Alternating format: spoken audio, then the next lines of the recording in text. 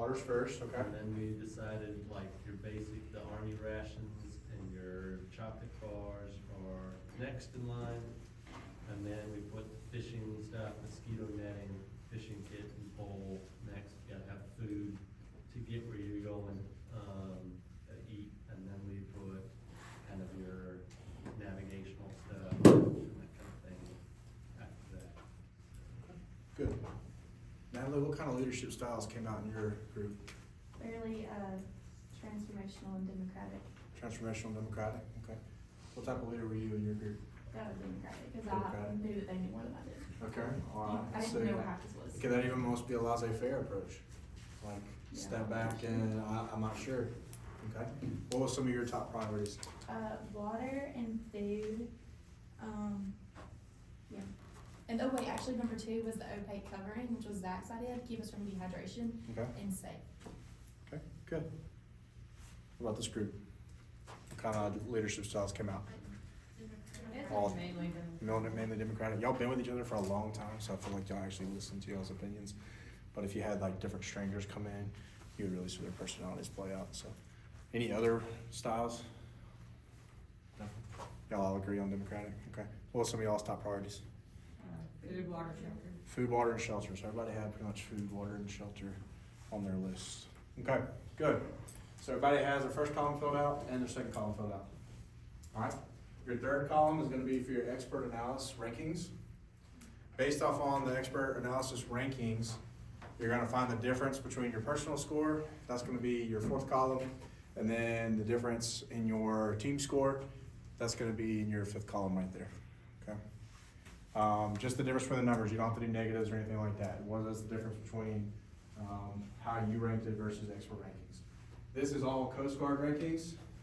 Okay, so this is nothing I came up with. This is what the Coast Guard suggests. All right. All right. First thing on the list, sextant, ranked at number 15 on the list. It's useless without the relevant tables and chronometer. All right, you got to have all the other stuff to use that sextant.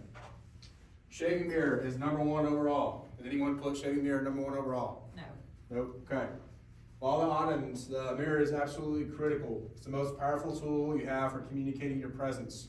Sunlight, simple mirror can generate 5 to 7 million candlelights of power. All right. The reflected sunbeam can even be seen beyond the horizon. Mosquito netting, 14. There's no mosquitoes in the ocean. Okay. 25-liter container of water. That's pretty high on the list, number 3. Vital restore fluids lost through perspiration. You don't want any dehydration. So your quantity will support ration for your group for several days. Of course, you got your case of Army rations, number 4. That's just going to be your overall basic food intake. Maps of the Pacific Ocean is number 13 on the list. It's worthless without the other navigation stuff. If you don't have a compass or any source of where you're at, you're just kind of picking something out of the map there. So pretty low on the list there.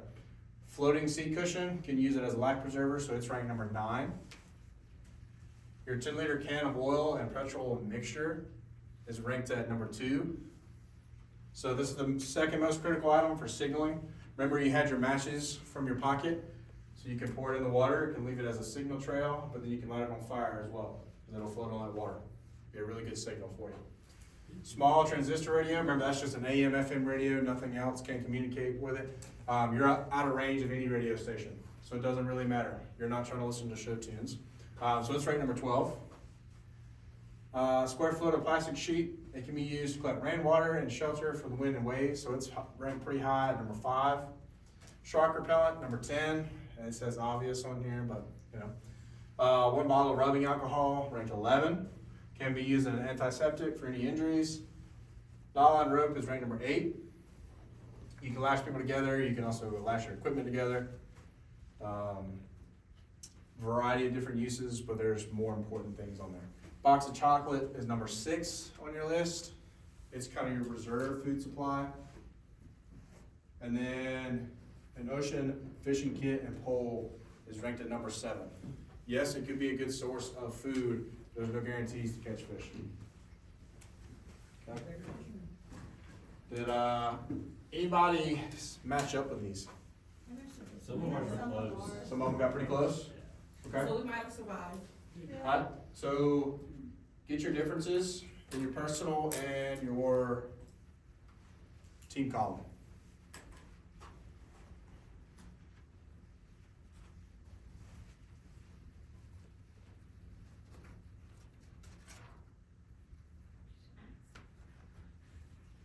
You don't know how to back this up. Yeah, sorry.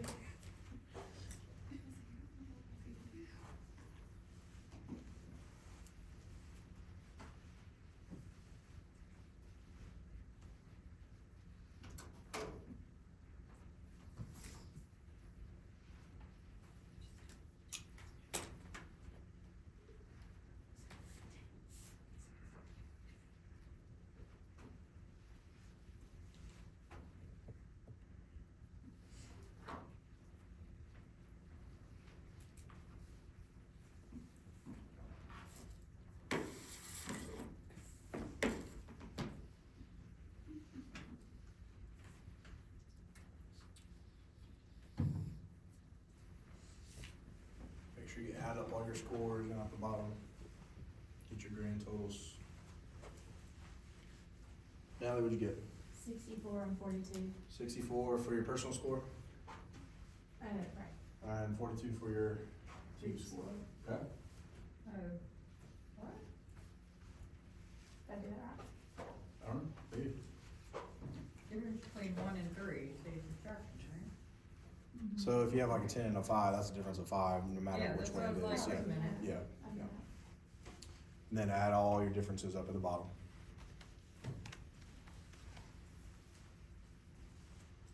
Sam, what'd you get? You get anything lower than Natalie? Or you still going? 86 and then 56. 86 and 56.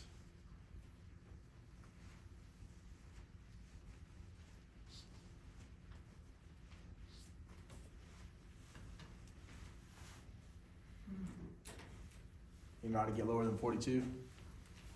On either one of them? Either one of them? Yeah. Is that the score beat? I'll score beat. Oh.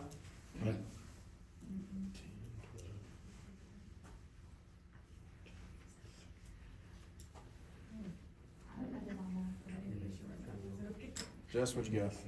Math is not super important, guys, but I mean, I got 54 for my first one, and then our group one was 58 from what I got. okay, 54 and 58. I got 36 on my Team? step 4. Okay, so 36 is the team to beat. Well, team was 41. Oh, for your personal, you got 36. Yeah. Oh, good. I like it. You're gonna survive. All right, so the team to beat is 36. Close. I disagree with her, mosquito netting, usually catch fish. Exactly. How would you? What was your scores? Mosquitoes in the middle of the ocean. Did you get lower than 36? No. No. What's the highest score? I've heard some 80s. So is this like the probability we would not survive? Yep. Oh, well. We're gonna talk about it. It's the next slide. What? I got 41 for our team one, right? Yeah. Okay. As you're tallying up, let's talk about what these scores mean. So this is put out by the Coast Guard again, so. Alright, if you scored a 0 to a 25, you're excellent. You demonstrated great survival skills and you're rescued. 26 to 32, you're pretty good, above average result, good survival skills, and you're rescued. 33 to 45, you're average, seasick, hungry, and tired, but you are rescued. You did survive on that, okay?